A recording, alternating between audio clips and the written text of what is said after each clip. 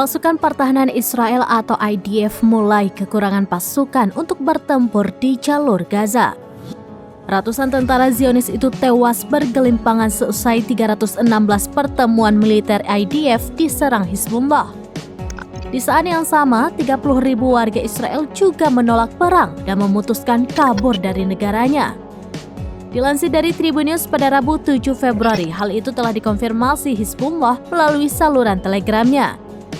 Dalam laporannya, Hizbullah mengaku telah menyerang 316 tempat perkumpulan personel Zionis.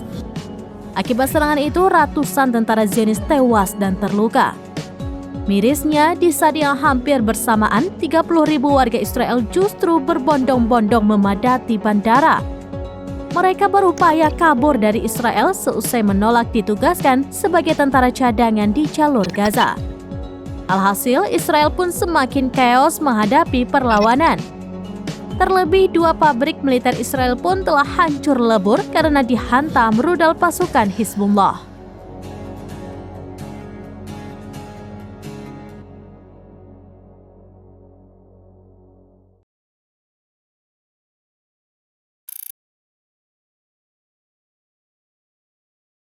Download Tribun X sekarang, menghadirkan lokal menjadi Indonesia.